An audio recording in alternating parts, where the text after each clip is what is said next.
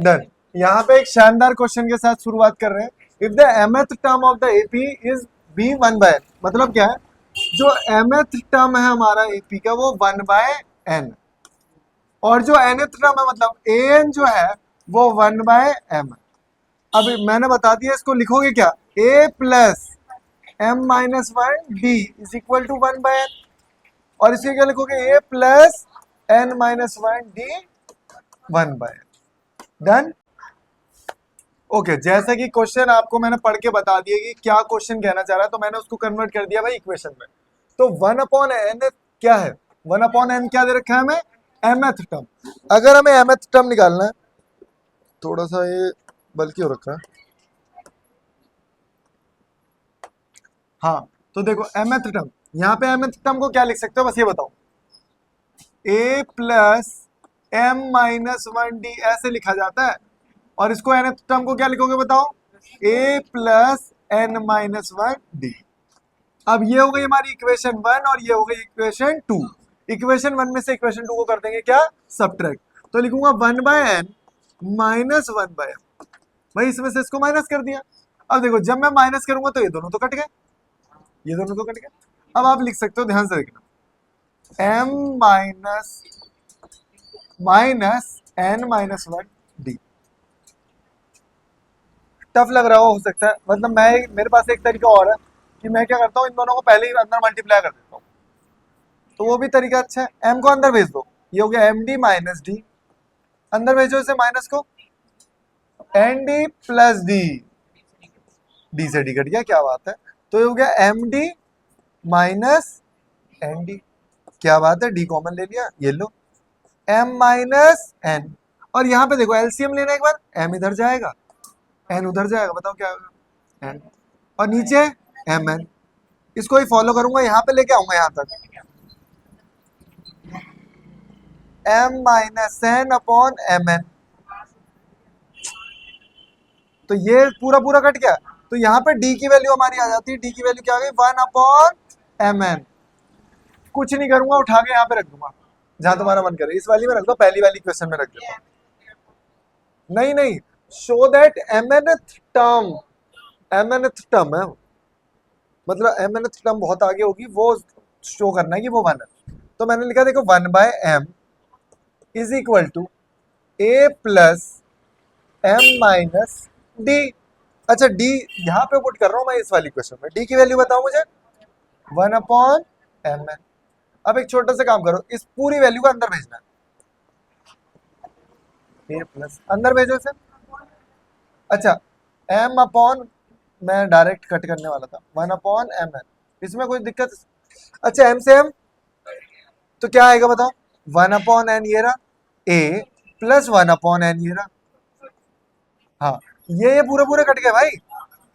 आप इसको इधर ले आओ, तो a की वैल्यू भी क्या हो गई, 1/mn हमारी a की वैल्यू है, 1/mn हमारी a की वैल्यू, छोटा हो जाएगा, एक उंगली से दो, वाह क्या बात। इसको मैं यहाँ पे लेटा देता हूँ, ओके, बहुत छोटा हो गया यार ये, और बड़ा कर दो।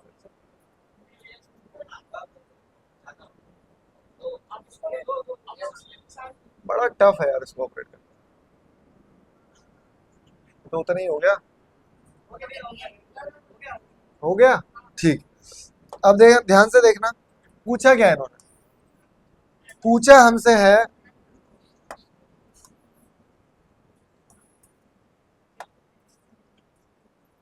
ओके डन, ए एन का फॉर्मूला बताओ, A N equal to A plus N minus 1d, लेकिन हमसे पूछा ए एम एन, ये वाला टर्म पूछा भाई, तो ए की जगह अभी वैल्यू पुट करूंगा, पहले इधर तो रख दो, एम एन माइनस 1d, कोई मुझे ए की वैल्यू बताएगा, एम एन,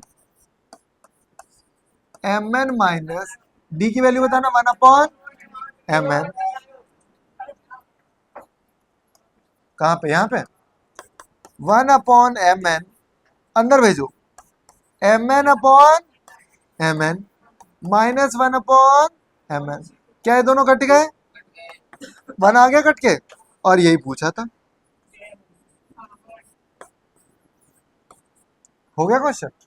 दोबारा से करना, और कोई टफ नहीं था क्वेश्चन, जब एग्जाम में आएगा ना। अभी छोड़ो, एक मिनट रुको। ये 1/m और 1/m लिया मैंने। यहाँ पे क्या आएगा, पी क्यू करे, जो pth टर्म है वो 1/q है, और जो qth टर्म है वो 1/p है। तो कुछ नहीं है, पैटर्न समझ लिया ना आपने, ए बी सी डी, भाई कोई मतलब ही नहीं है मुझे कुछ भी है, M I P I A I B I. तो मुझे ये पैटर्न फॉलो करना है कि यहाँ पे मैंने लिखा ए प्लस एम माइनस, जो मेरा फॉर्मूला है, यहाँ पे वो लिखा है जो मेरा फॉर्मूला है, ठीक है। दोनों को हमेशा सब्ट्रैक्ट करना, यहाँ से निकलेगी हमेशा डी की वैल्यू। डी की वैल्यू उठाओगे किसी में पुट कर दो, ए आएगा। और मजे की बात पता है क्या, ए और डी सेम है, बहुत बार ऐसा हुआ, बहुत बार। मतलब ये तो पैटर्न में सेम ही है, इसको तो याद कर लोगे, आपने एक बार कर लिया ना, अगर बच्चे ने एक बार कर रखा है तो वो पेपर में लगा लेगा, फंडा यही है इसका, ठीक है, कर लो।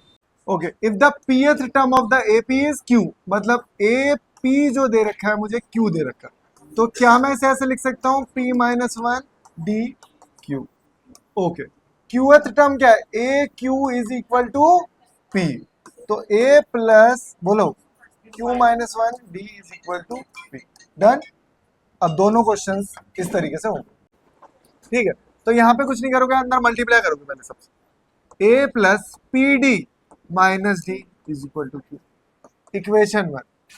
ए plus Q D minus D is equal to P, equation. अब एक छोटा सा काम ये करो, इक्वेशन वन को इक्वेशन टू से कर दो माइनस, तो यहाँ पे लिखा मैंने A plus P D minus D is equal to Q, और A plus Q D minus D is equal to P.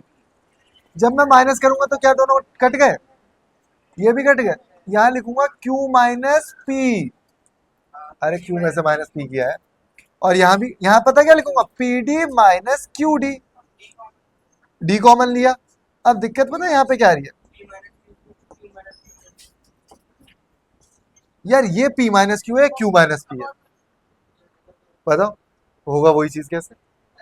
अगर मैं लिखूं 2 माइनस थ्री और 3 माइनस टू तो अलग है, अगर मेरे को इन दोनों को सेम बनाना है तो पता है क्या कर सकता हूँ मैं इन दोनों में से माइनस अगर बाहर निकाल लूं तो अगेन ये 2 माइनस थ्री हो जाए। कुछ नहीं करना मुझे, बस माइनस कॉमन निकालना। तो जैसे ही मैं यहाँ से माइनस कॉमन निकालूंगा तो हो जाएगा p माइनस क्यू, और ये हो जाएगा p माइनस क्यू डी, तो ये दोनों कट गए, तो d की वैल्यू क्या आ गई यहाँ पर, d की वैल्यू आ गई माइनस वन। जहां तुम्हारा मन करे यहाँ पुट कर दो, यहाँ पे पुट कर दो यहाँ, ठीक है। अब इसे छोटा कैसे करेंगे, इसे करेंगे छोटा ऐसे, हाँ? वही ना,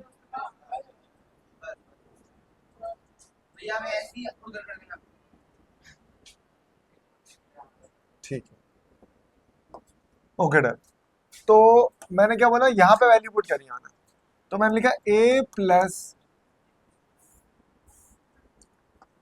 plus P minus one D Q, D की वैल्यू किसने बताई है, माइनस वन, अंदर भेजो माइनस वन को, माइनस पी, आगे बोलो प्लस वन क्यू। अगर मैं बोलूं सिर्फ ए की वैल्यू बता दो मुझे तो क्या होगा, पी उधर जाएगा प्लस हो जाएगा, प्लस क्यू माइनस वन, ये किसकी वैल्यू आ गई भाई, ए की वैल्यू आ गई। अब एक बार बैक टू द क्वेश्चन अगर आप देखोगे तो पता है हमें क्या निकालना है, तो हमें क्या निकालना है, प्रूव दैट जो nth टर्म है ना वो हमारा ही है, मतलब प्रूव करना। तो ए एन का फॉर्मूला कोई मुझे बताएगा, A plus N minus one D, A N, A की value p plus Q minus one plus N minus one, D की वैल्यू माइनस वन, तो लिखूंगा p plus Q minus one, बोलो माइनस एन, बोलो plus one, plus one से ये दोनों cut गए, तो बचा क्या, p plus Q minus N, ये क्या हो गया हमारा ए एन। और क्या यही प्रूफ करना था, आसान क्वेश्चन है, फॉर्मेट अगर आपने सीख लिया क्वेश्चन का तो आप बड़े आराम से क्वेश्चन को कर दोगे, ठीक है।